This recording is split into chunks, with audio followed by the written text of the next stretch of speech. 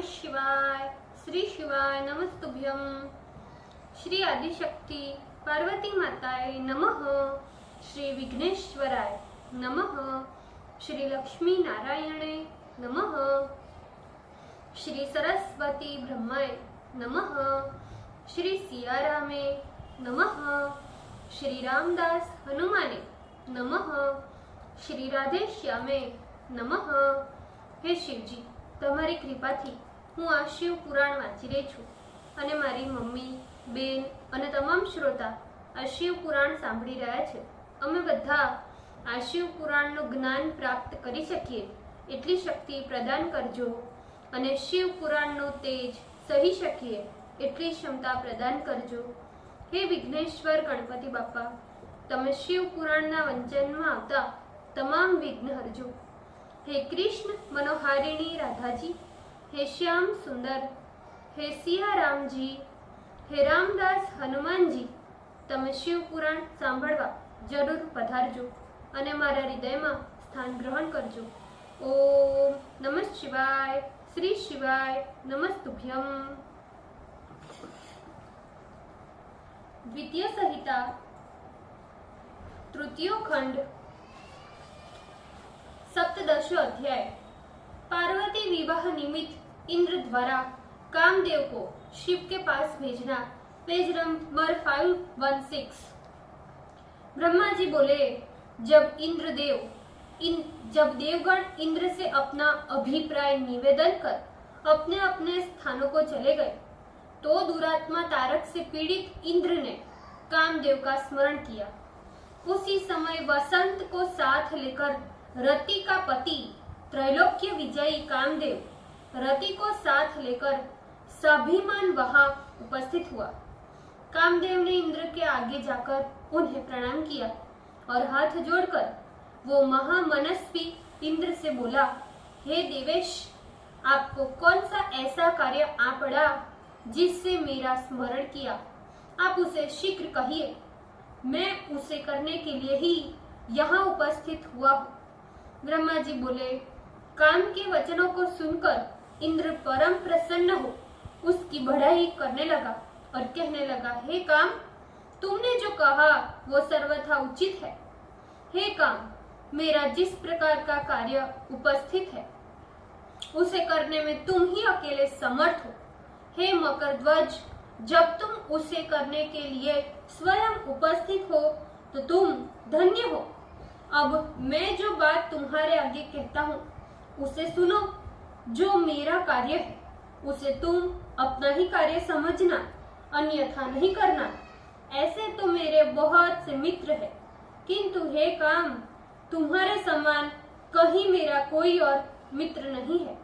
हे तात, शत्रुओं पर विजय प्राप्त करने के लिए मेरे पास दो ही उपाय है, एक तो वज्र और दूसरा तुम। जिसमें वज्र तो कदाचित निष्फल हो भी जाए, किंतु तुम कभी भी निष्फल नहीं होते हो। भला तुम ही सोचो, जिससे अपना हित हो उससे प्यारा और कौन हो सकता है। इसलिए तुम ही मेरे सर्वश्रेष्ठ मित्र हो, अवश्य ही मेरा कार्य संपन्न करो। मुझे इस समय जो कष्ट प्राप्त हो रहा है वो चिरकाल तक स्थायी एवं असाध्य है।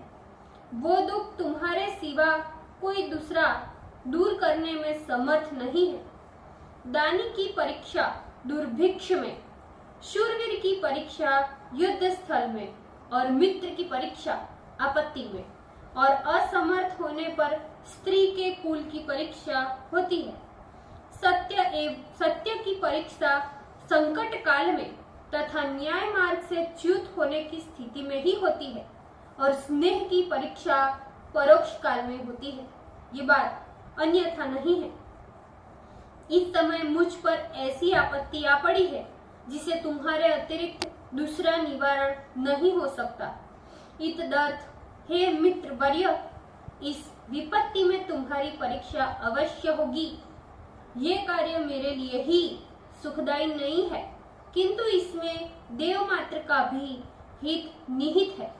ब्रह्मा जी बोले, इस प्रकार इंद्र के वचन सुनकर काम ने हंसते हुए प्रेम से गंभीर हो उनसे कहा, हे देवराज, आप इस प्रकार की बातें क्यों करते हैं?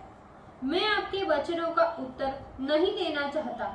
उपकार करके दिखाया जाता है, वो कहने की वस्तु नहीं है। जो संकट काल उपस्थित होने पर बहुत बातें बनाकर बकवाद करता है, वो क्या कार्य कर सकता है? फिर भी हे प्रभु, मैं कुछ कहता हूँ, उसे आप सुने। हे मित्र, जो आपसे शत्रुता कर आपको अपने पद से हटाने के लिए तपस्या करता है, मैं आपके उस शत्रुओं को स्त्रियों के कटाक्ष से क्षण मात्र में अवश्य तप से च्युत कर दूंगा, चाहे वो देवता हो, ऋषि हो या दानव भी क्यों न हो। फिर मनुष्य की तो मेरे सामने कोई गणना ही नहीं है। आपके वज्र तथा अन्य शस्त्रास्त्र दूर ही रहे। मुझ जैसे आपके मित्र रहते हुए वे क्या ही कर सकते हैं? मैं ब्रह्मा विष्णु को भी शुद्ध कर सकता हूँ। बहुत तो क्या कहे, शंकर के मन को भी समाधि से चलायमान कर सकता हूँ, और की तो गणना ही क्या। मेरे पास तो केवल 5 बाण हैं, वे भी पुष्प निर्मित है, और धनुष भी 3 प्रकार के, वो भी पुष्प निर्मित। उसकी डोरी भ्रमर से गुंजायमान है। मेरा बल एक सुंदर स्त्री है। छठा वसंत ही मेरा उत्तम मित्र है। इस प्रकार मेरे ही ये 5 बल है, और चंद्रमा मेरा मित्र है। मेरा सेनापति श्रृंगार है, और हाव भाव भी मेरे सैनिक है। ये सभी मेरे उपकरण अत्यंत मृदु है। उसी प्रकार मैं भी अत्यंत मृदु हूँ। जिससे जो कार्य पूर्ण हो, बुद्धिमान व्यक्ति को उसको उसी कार्य में लगाना चाहिए। अतः हे इंद्र, मेरे योग्य जो भी कार्य हो, उस कार्य में आप मुझे नियुक्त कीजिए। ब्रह्मा जी बोले, हे नारद, काम के वचन सुनकर इंद्र अत्यंत प्रसन्न हो गए, और वाणी से सत्कार करते हुए कांता से सुख देने वाले उस काम को कहने लगे, हे कामदेव, मैंने जो कार्य मन में सोचा है, उसे करने में केवल तुम ही समर्थ हो, और से वो कार्य नहीं होने वाला। हे काम, हे सच्चे मित्र, हे मनोभव, मैंने जिस कार्य के लिए आज तुम्हारा स्मरण किया, अब तुम मेरा वो कार्य सुनो। इस समय तारक नामक महादैत्य ब्रह्मा का अद्भुत वरदान प्राप्त कर त्रैलोकी में सबसे अजेय हो गया है, और वो सारे जगत को पीड़ा पहुंचा रहा है। वो सारे संसार को तो पीड़ा दे ही रहा है। उसके कारण सभी का धर्म भी नष्ट हो गया है। उससे सभी देवता तथा ऋषिगण महादुखी हो रहे हैं। देवताओं ने अपने अपने बल के अनुसार उससे युद्ध भी किया, किंतु सभी के शस्त्र व्यर्थ हो गए। वरुण का पाश जब उसे बांधने के लिए कंठ में पहुंचा, तो उसके टुकड़े टुकड़े हो गए। इस प्रकार विष्णु ने जब भी अपने चक्र सुदर्शन से उसके कंठ पर प्रहार किया, तो वो भी कुंठित हो गया है। उस तारक की मृत्यु प्रजापति ब्रह्मा ने महायोगीश्वर शिव के वीर्य से उत्पन्न हुए पुत्र द्वारा निर्धारित किया है। अब तुम्हें प्रयत्न पूर्वक इस कार्य को अच्छी तरह करना है। तब हे मित्रवर्य, तुम्हारे इस कार्य से मुझे तथा देवताओं को महान सुख प्राप्त होगा। मैंने सारे लोक का कल्याण करने वाला ये कार्य विचार किया है, इसीलिए तुम मित्र धर्म का स्मरण कर ये कार्य करो। वे शिवजी महाराज इस समय हिमालय पर्वत पर परम दुष्कर तप कर रहे हैं। यद्यपि सर्वतंत्र स्वतंत्र होने के कारण उन प्रभु को कोई भी कामना नहीं है। मैंने ऐसा सुना है कि पार्वती पिता की आज्ञा लेकर अपनी सखियों के साथ उन्हें प्रसन्न कर अपना पति बनाने के लिए उनकी सेवा में नित्य उपस्थित रहती है। हे काम, जिस प्रकार समाधिष्ठ शंकर की अभिरुचि पार्वती में हो जाए, वैसा उपाय अवश्य करना चाहिए। ऐसा करने से तुम कृतकृत्य हो जाओगे, संसार का दुख भी नष्ट हो जाएगा, और तुम्हारी कीर्ति भी चिरस्थायी हो जाएगी। ब्रह्मा जी बोले, इंद्र के द्वारा इतना कहते ही कामदेव का मुख कमल खिल उठा, और वो प्रेम पूर्वक इंद्र से बोला, देवराज, मैं आपका ये कार्य अवश्य करूंगा, इसमें संदेह मत कीजिए।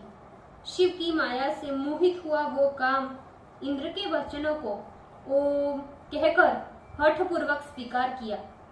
फिर जहाँ योगेश्वर भगवान शंकर तप कर रहे थे, वहां प्रसन्न मन होकर अपनी स्त्री रति तथा सखा वसंत को साथ लेकर पहुंच गया।